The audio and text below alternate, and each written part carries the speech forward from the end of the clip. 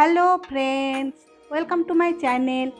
বন্ধুরা, আজকে তোমাদের সাথে আমি শেয়ার করব ঠেকুয়ার একটি রেসিপি। ঠেকুয়া সাধারণত দেখা যায় বিহারে ছট পুজোতে এবং আমাদের পশ্চিমবঙ্গেও ছট পুজোতে প্রসাদ রূপে ভগবানের সামনে তুলে ধরতে এর স্বাদ এত অদ্ভুত সুন্দর হয়ে থাকে যে শুধু বিহারিরা নয়, আমরাও খেতে খুব ভালোবাসি।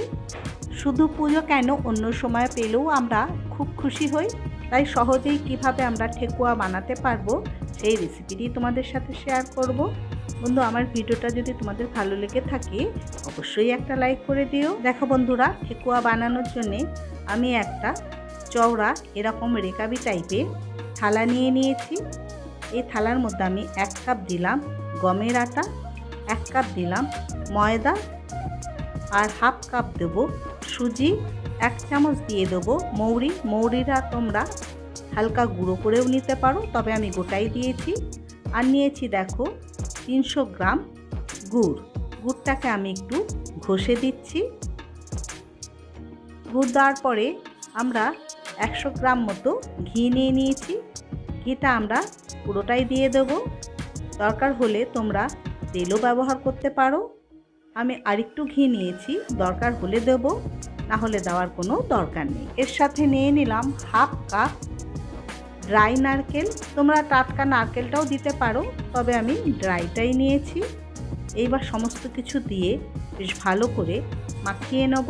মাখানো মানে সমস্ত কিছু দিয়ে বেশ শুকনো একসাথে মিশিয়ে গুঁড়ো করতে থাকবো, মানে এইটার আমরা ময়াম দিতে থাকবো। দেখো, এইভাবে সমস্ত কিছু একসাথে মিশিয়ে নিচ্ছি। দেখো, মুঠ করলে কেমন দলা হয়ে যাচ্ছে, তার মানে বুঝতে হবে আমাদের আর ঘি বা তেল দেওয়ার দরকার নেই। এবার হাফ কাপ চিনি আর হাফ কাপ দেব গুঁড়ো দুধটা তোমরা চাইলে দিতে পারো, নাও দিতে পারো, কোনো অসুবিধা নেই। তবে গুঁড়ো দুধ দেওয়ার জন্যে ঠেকুয়ার স্বাদ অনেক বেশি সুন্দর হয়ে থাকে। এবার এর মধ্যে আমি হাফ চামচ দিয়ে দেবো এলাচ গুঁড়ো।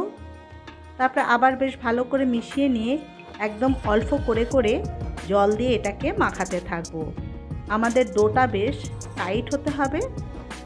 দেখো, আস্তে আস্তে অল্প অল্প করে আমি জল দিয়ে দিয়ে এটাকে মাখিয়ে নিচ্ছি। যত সুন্দর টাইট করে মাখানো হবে তত ভালো ক্রাঞ্চি হবে ঠেকুয়াগুলো। দেখো, অনেকটাই মাখানো হয়ে গেছে আমাদের।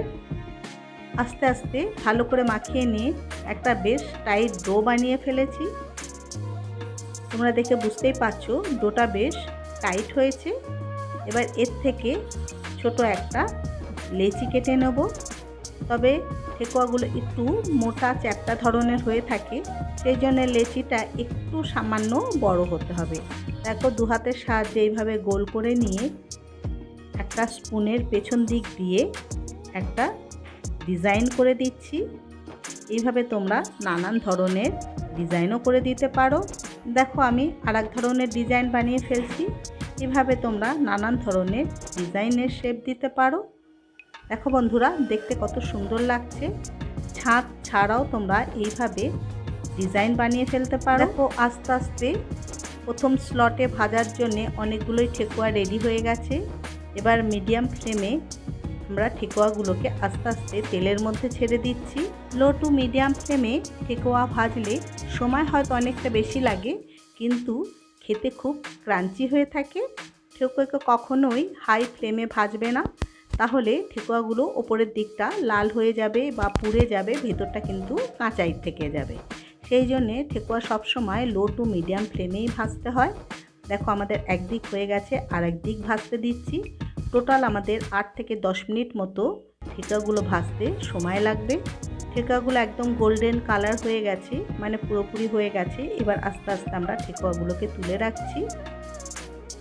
দেখো বন্ধুরা, তৈরি হয়ে গেছে আমাদের অসাধারণ স্বাদের ঠেকুয়া। একটা ঝুড়ির ওপর টিস্যু পেপার দিয়ে ঠেকুয়াগুলোকে আস্তে আস্তে আমি তুলে নিয়েছি, তাহলে এক্সট্রা তেলটা টিস্যু টেনে নেবে। দেখো বন্ধুরা, তোমরা শিখে নিলে কিভাবে অতি সহজে ঘরোয়া উপকরণ দিয়েই বানানো যায়।